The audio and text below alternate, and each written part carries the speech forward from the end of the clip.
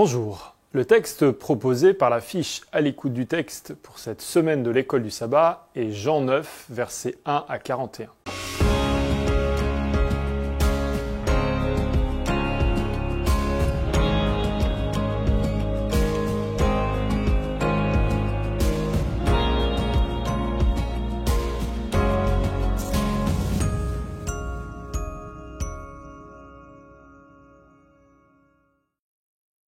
Ce texte nous permet de poursuivre l'étude de ce trimestre sur l'évangile de Jean. Après une lecture rapide de ce chapitre, on voit apparaître 3 champs lexicaux principaux.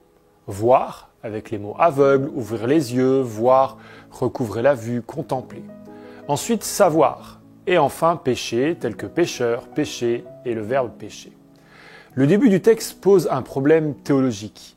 Y a-t-il une cause à l'infirmité de cet homme ? Est-ce lié au péché, le sien ou celui de ses parents ? Cette question de départ pose la relation entre le péché et l'aveuglement, au sens propre au début du texte. Mais cette question reviendra également à la fin. Il y a un long débat possible, mais Jésus y répond de façon très brève. Ni lui, ni ses parents. Il n'y a pas de lien automatique entre la souffrance, la culpabilité et le péché personnel ou le malheur. Ce n'est pas à envisager comme une punition. Jésus refuse d'aborder la question de la cause, mais pour lui, ce qui est important, c'est la finalité. Il voit ici une occasion de montrer qu'il est la vraie lumière de ce monde de ténèbres. L'infirmité de cet homme n'a pas été programmée par Dieu pour permettre à Jésus de manifester les œuvres de Dieu. La suite du texte enchaîne les échanges entre Jésus et un aveugle qui sera guéri, les pharisiens et l'ancien aveugle, les pharisiens et les parents, et à nouveau les pharisiens et l'aveugle guéri.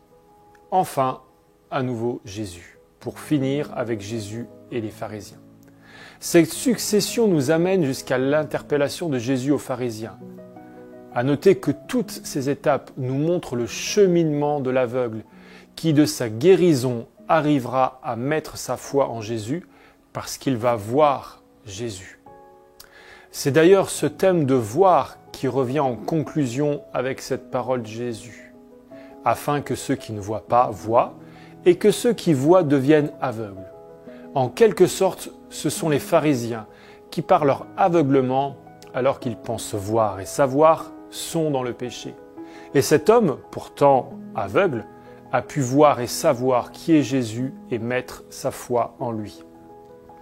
Qu'au travers de l'étude de ce chapitre 9 de Jean, nous soyons encouragés dans nos vies spirituelles et que nous puissions laisser le Seigneur venir à l'aide de nos aveuglements. Que Dieu vous bénisse.